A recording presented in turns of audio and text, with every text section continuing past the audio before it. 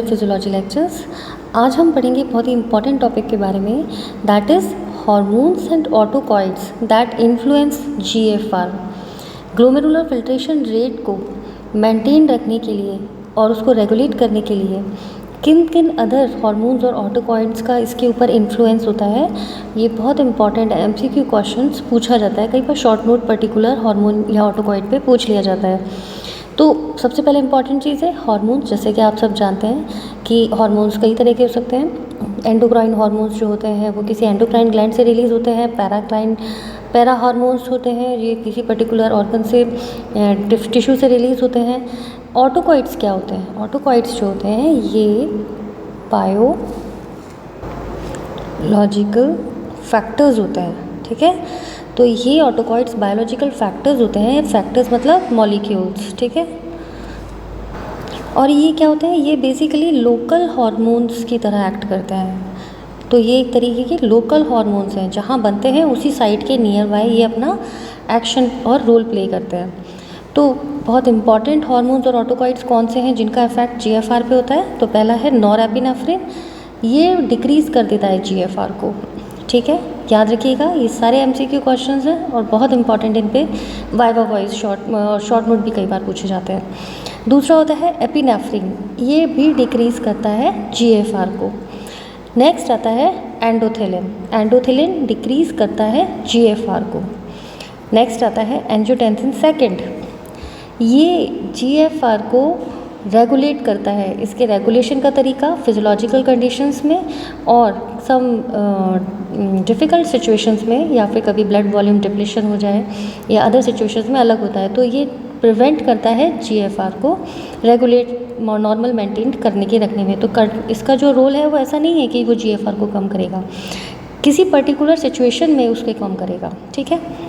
Otherwise physiologically ये उसे normal maintain रहता है। एंडोथेलियल डेरिवाइड नाइट्रिक ऑक्साइड, ये इंक्रीज़ करता है जीएफआर को। नेक्स्ट आता है प्रोस्टाग्लैंडिन्स, ये इंक्रीज़ करते हैं जीएफआर को।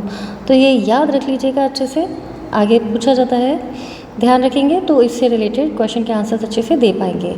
अब हम इनके बारे में ब्रीफली थोड़ा सा पढ़ते हैं, ठीक है। तो हम बात करते हैं नॉरएपिनेफ्रिन, एपिनेफ्रिन की। ये दोनों ही जीएफआर को डिक्रीज़ करते हैं। थोड़ा सा इनके बारे में जानेंगे। ये रिलीज़ होते हैं एड्रिनल मेडुला से, have little effect on renal haemodynamics except extreme conditions. बहुत ज़्यादा इनका रीनल हीमोडायनेमिक्स पे इफेक्ट नहीं होता, लेकिन except extreme condition. Extreme conditions क्या हो सकती हैं?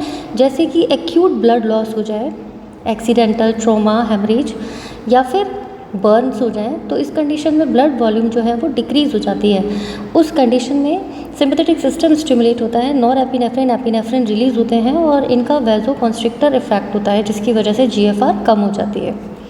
Constrict renal blood vessels, constrict efferent and afferent both arterioles, and finally reduce GFR. दूसरे आते हैं एंडोथिलिन्स, ये होते हैं ऑटोकॉइड्स। ये क्या होता है? ये एक तरीके का पेप्टाइड है, release by damaged vascular endothelial cells of kidney and other tissues. तो जैसे आपका उसका फैक्ट आपने सीवीएस रेगुलेशन में भी पढ़ा होगा।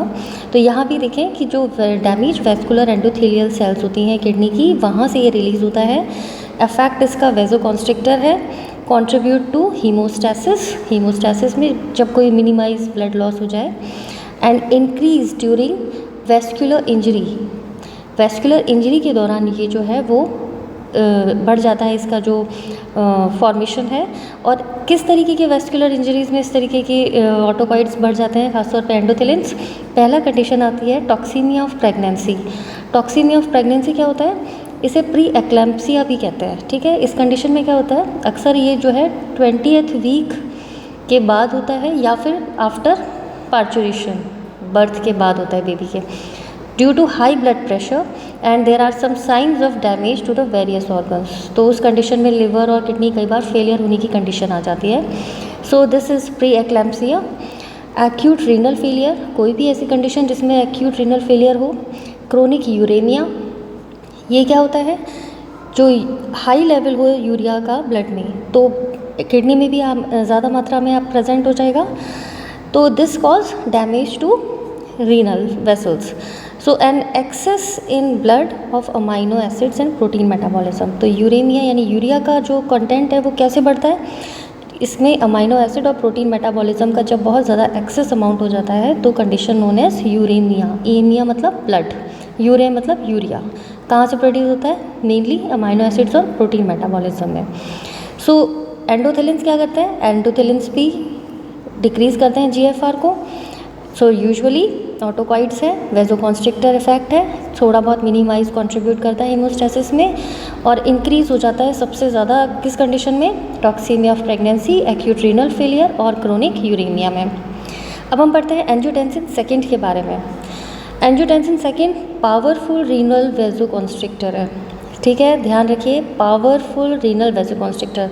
इस पे कई बार एमसीक्यू क्वेश्चन पूछते हैं। क्या होता है, आपको कई सारे वेजोकॉन्स्ट्रिक्टर दिया जाता है तो क्वेश्चन में पूछ लिया जाता है which one is the most potent vasoconstrictor. तो अगर एंजियोटेंसिन सेकेंड है तो इस कंडीशन में आप इसे मेंशन करेंगे। ये क्या है, एक सर्कुलेटिंग हार्मोन भी है, present in systemic circulation, locally भी प्रोड्यूस्ड होता है, इसीलिए ऑटोकॉइड भी है because it is formed in kidney, ठीक है। Receptors are present in all blood vessels of kidney, सारी ब्लड वेसल्स पे ऑफ किडनी पे इसकी प्रेजेंस होती है। एंड अच्छा, इसका जो मेन फॉर्मेशन है वो बहुत ही इंपॉर्टेंट सर्कमस्टांसेस के दौरान होता है। वो कौन से सर्कमस्टांसेस होते हैं, खासतौर पे जब blood pressure, arterial blood pressure बहुत ज़्यादा डिक्रीज़ हो जाए, वॉल्यूम बहुत ज़्यादा कम हो जाए, उस कंडीशन में ये पोटेंट वेजोकॉन्स्ट्रिक्टर का रोल प्ले करेगा और जीएफआर को रिड्यूस करेगा।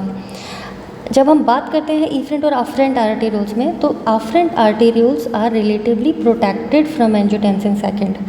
तो चूँकि इसके जो रिसेप्टर्स हैं वो अफरेंट और इफरेंट, सपोज,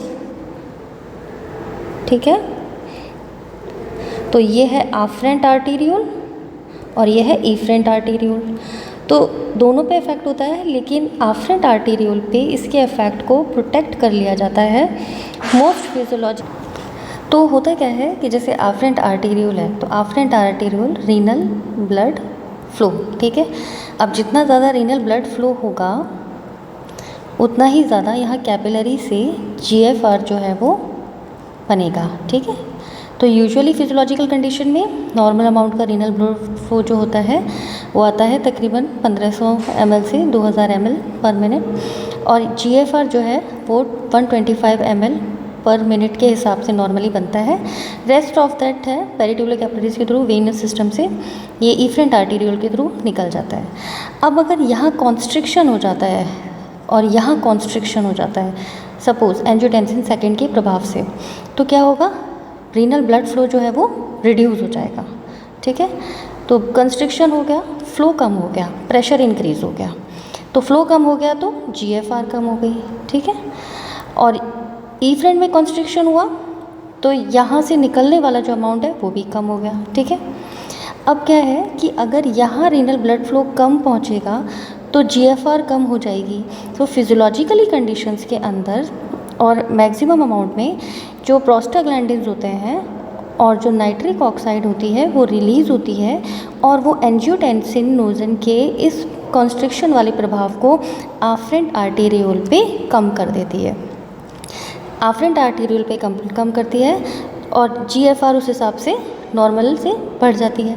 और जब इफरेंट आर्टेरियोल जो है, ठीक है, तो इफरेंट आर्टेरियोल में जब कंस्ट्रिक्शन होता है तो मैक्सिमम अमाउंट जो है फिल्टर होता है और वेन्स में एब्जॉर्प्शन का अमाउंट जो है वो बढ़ जाता है वेन्स के थ्रू, ट्यूबुलर जो ट्यूब्यूल्स होती हैं रीनल की, और उसके बाद ये इंटरस्टिशियम में चला जाता है, जिससे सोडियम का एब्जॉर्प्शन बढ़ जाता है, वाटर का एब्जॉर्प्शन बढ़ जाता है, अदर इलेक्ट्रोलाइट्स का एब्जॉर्प्शन बढ़ जाता है, क्योंकि यहाँ इसे टाइम ज़्यादा मिल जाता है। तो यूजुअली होता क्या है कि afferent arterioles are relatively protected from angiotensin second mediated constriction is most physiologic condition. तो मोस्ट फिजियोलॉजिक कंडीशंस में तो ये इस पे प्रभाव सबसे कम होता है, और ये किसके थ्रू होता है, वेजोडाइलेटर्स, जैसे नाइट्रिक ऑक्साइड एंड प्रोस्टाग्लैंडिन्स।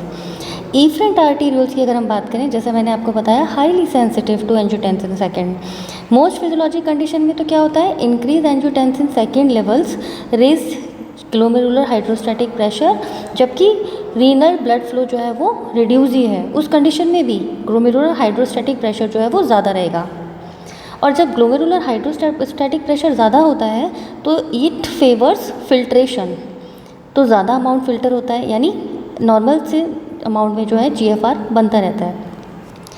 लेकिन in angiotensin second increase that occur with low sodium diet और वॉल्यूम डिप्लीशन, यानी अगर सोडियम डाइट कम है, एब्जॉर्प्शन कम है, ऑलरेडी बॉडी में सोडियम की कमी है, पानी की कमी है, वॉल्यूम डिप्लीशन हो गई, उस कंडीशन में इफरेंट आर्टेरियोल में ये हम मेनली मेंटेन करेगा GFR, normal excretion of waste metabolic products जिसमें यूरिया और क्रिएटिनिन आते हैं।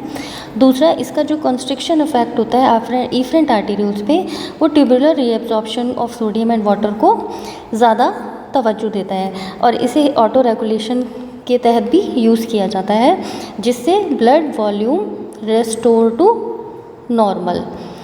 ठीक है, तो कोई हेमरेजिक या ट्रॉमेटिक कंडीशन होती है या ब्लड प्रेशर जो है वो लो हो जाता है, उस कंडीशन में ये इफेक्ट। सो आई होप ये एंजियोटेंसिन का पूरा रेगुलेशन आपको समझ में आया होगा। नेक्स्ट है फोर्थ, एंडोथीलियल डेरिवाइड नाइट्रिक ऑक्साइड। ये भी ऑटोकॉइड है। ये क्या करता है, डिक्रीज करता है रीनल वेस्कुलर रेजिस्टेंस को और इंक्रीज कर देता है GFR को, release by vascular endothelium throughout the body. ठीक है, नेक्स्ट आता है प्रोस्टाग्लैंडिन्स एंड ब्रेडिकाइनिन।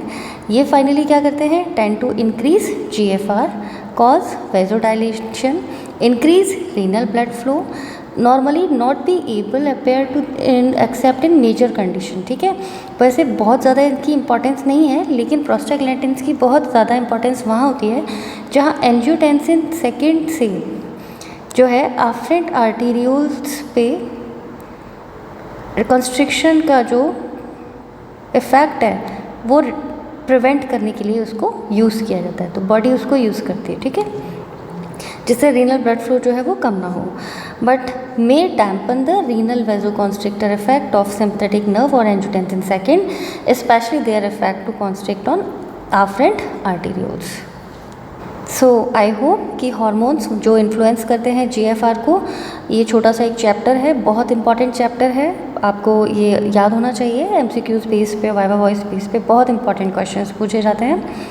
तो अगर आपको चैप्टर अच्छा लगा हो, पसंद आए, तो please like and subscribe my channel. और मेरे जो नोट्स हैं टेलीग्राम लिंक पे अवेलेबल हैं, आप वहाँ ज्वाइन कर सकते हैं, नोट्स वहाँ से ले सकते हैं। एंड इसी तरह के और फिजियोलॉजी के चैप्टर्स पढ़ने के लिए हमारे साथ जुड़े रहिए। Thank you, God bless you, wish you all the best.